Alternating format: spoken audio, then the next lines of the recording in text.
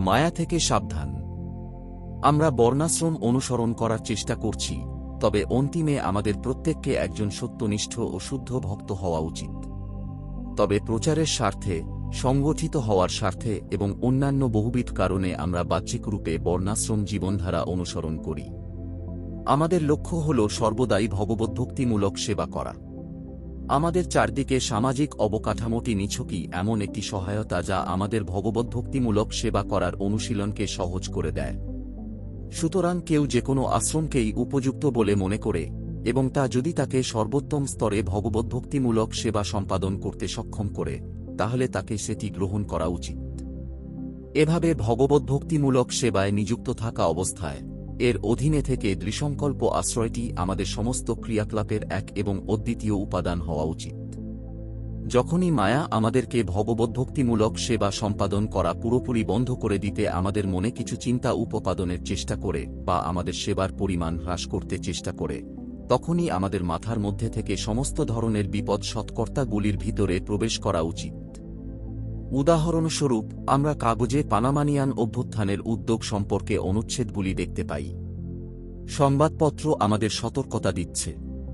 সেখানে বিভিন্ন ধরনের সতর্কতা বা আসন্ন বিপদের সতর্কতা রয়েছে যা লোকেরা পেয়ে থাকে। ডেল্টায় বসবাসকারীদের জন্য বন্যায় সতর্কতা, সাধারণ মানুষের জন্য আবহাওয়া সতর্কতা, যেমনটি আমরা শুনেছি যে পারমাণবিক জরুরি অবস্থার জন্য বিভিন্ন স্তরের সতর্কতা রয়েছে। আর লাল সতর্কতা জারির পঞ্চম স্তরটি হল সর্বশেষ পিপ পিপ পিপ, তারপর পিপ, তারপর সব শেষ। আমাদের নিজেকে বিপদ ঘণ্টা শুনতে প্রশিক্ষিত হওয়া উচিত। যখনই মায়া কিছু সনাশকতা চিন্তাভাবনা নিয়ে এগিয়ে আসে, আমরা আমাদের গুরু, কৃষ্ণ ও অন্যান্য ভক্তের প্রতি ঈর্ষাপরায়ণ হতে শুরু করি।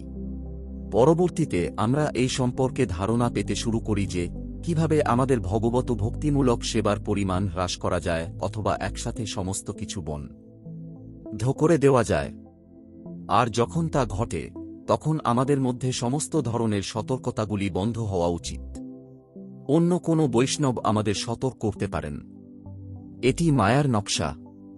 লক্ষ্য করা ভালো, তখন আমাদের চিন্তা করা উচিত, এই ভক্তটি হচ্ছেন আমার প্রকৃত বন্ধু। তিনি আমাকে প্রয়োজনীয় সতর্কতা সংকেত দিয়ে আমাকে সহায়তা করছেন। শ্রীল প্রভুপাদ বলেছিলেন যে আমাদের শরীর দুর্বল অথবা অসুস্থ হলে আমরা অবশ্যই আমাদের স্বাস্থ্য ফিরে পাই। সুস্বাস্থ্য বজায় রাখা আমাদের অগ্রাধিকার। আমাদের জপের সংখ্যা পূরণ করা এবং সেবা করা উচিত। আমরা যদি ভালোভাবে জপ না করি, ভালো সেবা করতে পারব না।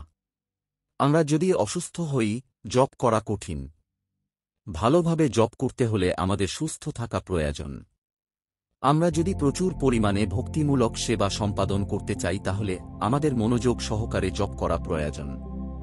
আমরা যদি দায়সারা জপ করি অথবা আদৌ জপ না করি, তাহলে আমরা সেবা করার জন্য অনুপ্রাণিত হব না।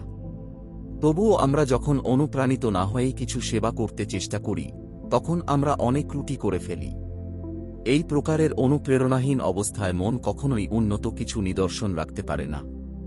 ঘটনাচক্রে আমরা আমাদের সেবার রুচি হারাব এবং মায়ার প্রতি সংবেদনশীল হয়ে উঠব।